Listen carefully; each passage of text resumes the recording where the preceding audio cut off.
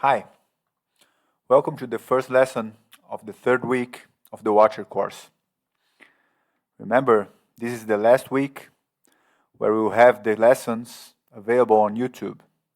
From next week on, the lessons and the rest of the course, which is 6 weeks total, will only be available in our free online community. So if you haven't joined yet, feel free to join.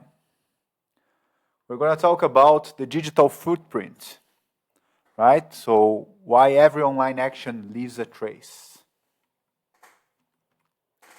What's in the agenda?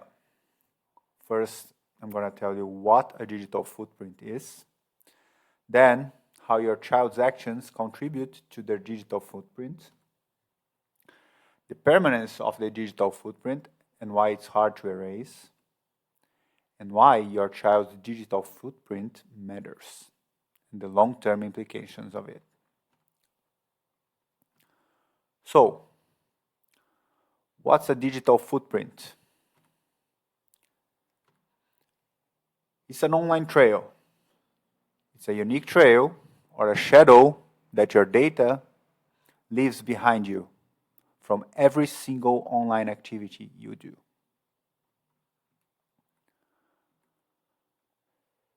It's a collection of data, which means it's a lot of information about you.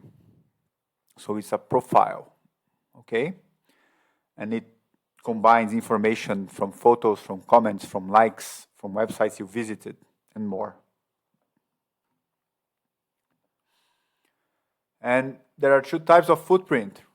The active footprint, which you leave by your actions, right? Like, so when you share, you like a post, when you post a photo. And the passive footprint, which is information that's collected passively. So collected by cookies on a website, the websites you visit on your browser history, the location data from apps that have your location recording on, and so on. So you can see here on the image, these are some types of active data and passive data that is collected and generates your digital footprint.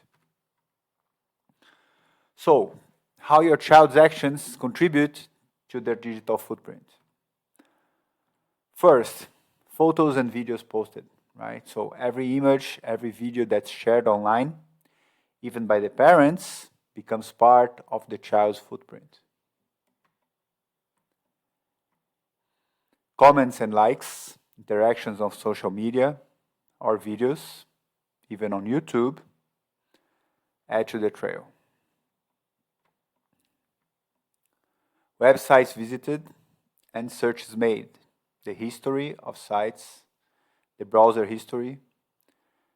This is all collected and it becomes incorporated in your their digital footprint.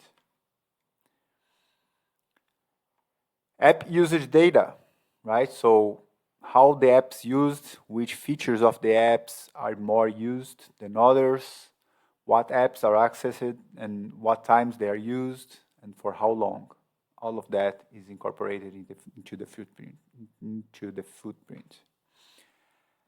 Location information, right? Even with location services disabled, some apps are able to capture location information. And I don't know if you know this, but even when your device is turned off, both Android and iOS are collecting your information about their location.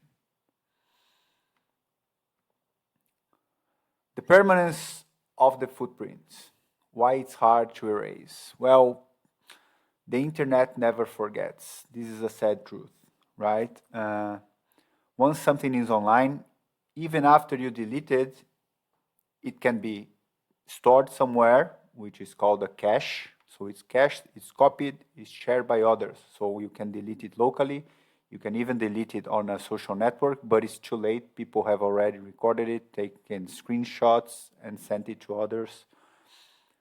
And once it's thrown, it's gone. You don't have any sort of power over it anymore. Screenshots and sharing, right? So others can easily save a screenshot or a photo and share it with other people, okay? So it makes them practically impossible to be removed. And even if you share content in private with people you know, you have no control over who they are resharing it with. And the cached information, right? So all information can still exist on servers that are simply storing data, okay? And data is very valuable, so there are services and servers online that exist with the sole purpose of recording everything.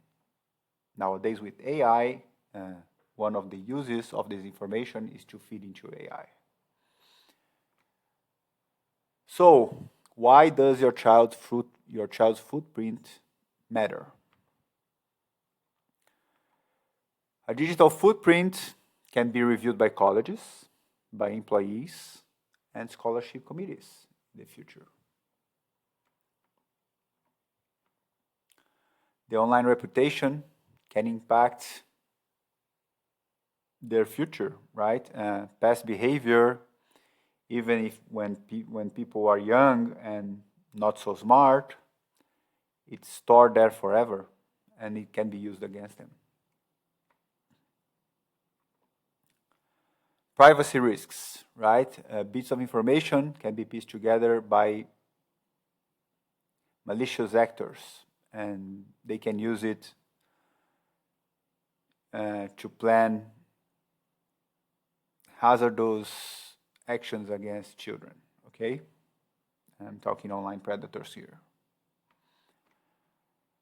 And this is a very real and alarming situation that was found by the Irish Heart Foundation in 2022. So this was 3 years ago, right? Junk food brands were targeting children on games and kids' apps and feeding them 3 ads every 10 minutes, okay? Trying to get them to eat junk food. So targeted content is a real danger.